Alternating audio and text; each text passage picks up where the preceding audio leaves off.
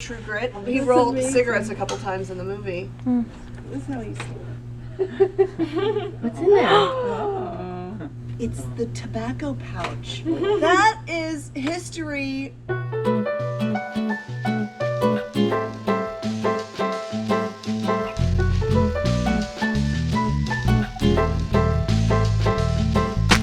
The building itself is 120,000 square feet. Interesting fact, if you lined all of our clothes up in one long line, it's 8 miles of clothes.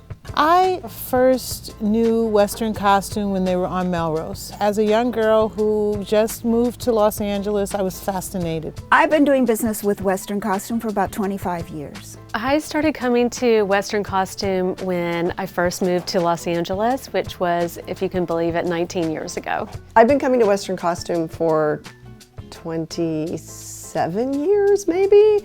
It was kind of like the Willy Wonka chocolate factory of the Hollywood film industry. You can pull here, they have a fabric room, they have a shoemaker, a tailor shop, they have a research library. Our library caters to anything relating to dress. The books and the materials in it have been amassed over 100 years. We have this incredible library of clipping files. There was so much visual research material that was done throughout all 8 seasons of Mad Men, and all of the research material is here at Western Costume Library. Their men's tailor shop and also the ladies' shop are amazing in their technical skills and able to really take a designer's sketch and to build a costume. Jack and I have had a long-standing relationship.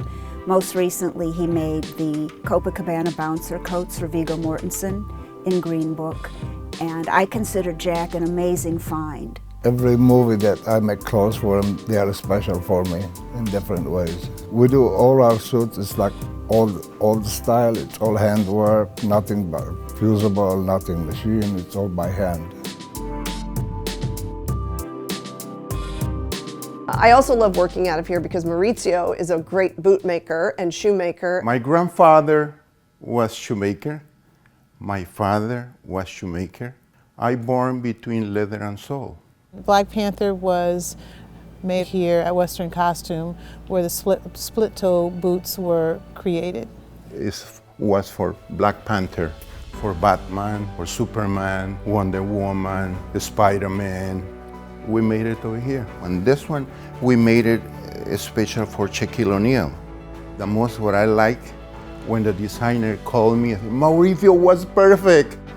I also am inspired by going through the racks, pulling vintage costumes from all different periods, like Mad Men, the 60s, for Deadwood, the 1870s. I did True Grit and then Cowboys and Aliens right after that. Okay, I don't want to do a Western for a while. I don't want to walk on aisle 18 ever again. But then 5 years passed and I got this great script, which was the Ballad of Buster Scruggs.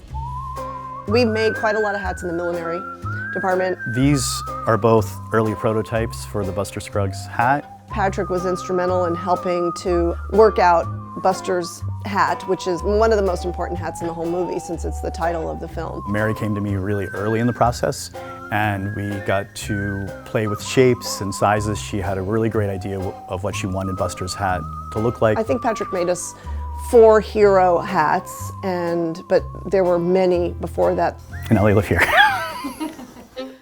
I've been nominated for an Oscar. This is my 3rd one this year, but I got nominated for the first time on True Grit, for the 2nd time for La La Land, and the 3rd time the Ballad of Buster Scruggs.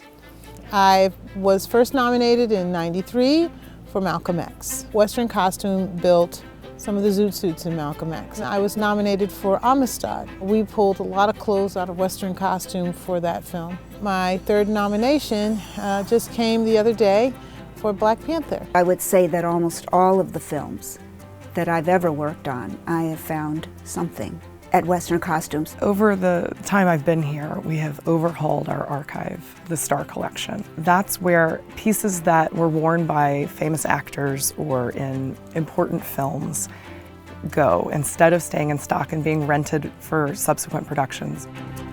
When I started at Western, they had very few clothes that they had collected through the years. And one of my objectives was to make sure that we preserved anything that we found in stock. These are some pieces from The King and I. It was designed by Irene Sheriff, actually the film and the stage production. These were the dancers and the singers from the Uncle Tom's Cabin scene. And we have so many pieces from this particular scene. But these actually used to go out for high school productions of The King and I for years. And so they're in varying states of decay, I guess is the word. Through the years, the clothes we've collected in the Star Collection used to be in just regular general stock. And at Halloween, people came in and rented Marilyn Monroe's jacket or Vivian Lee's Gone with the Wind dress.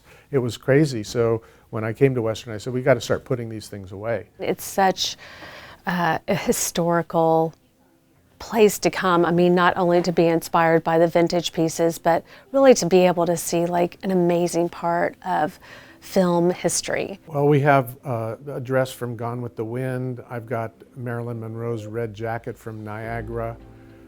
We have clothes from The King and I, My Fair Lady, Papillon. These are pieces from The Prestige that Joan Bergen designed. This is one that David Bowie wore. These were made in our shop by Jack. We've got some pieces from Chinatown. This is a suit Jack Nicholson wore. We have a number of pieces from 12 Years a Slave. And this one that Lupita Nyong'o wore, the double of it is now in the Smithsonian. We donated it to the Museum of African American History and Culture. We also have the clothes from West Side Story. When you look inside, it has that unmistakable purple that the Sharks wore. I think preserving these pieces, it's very important because it's Hollywood history. There's so much of it that's gone, and just to be able to save this stuff and preserve it for the next generations of costume designers and even, you know, people in Hollywood. Hopefully one day that this stuff will be in a museum.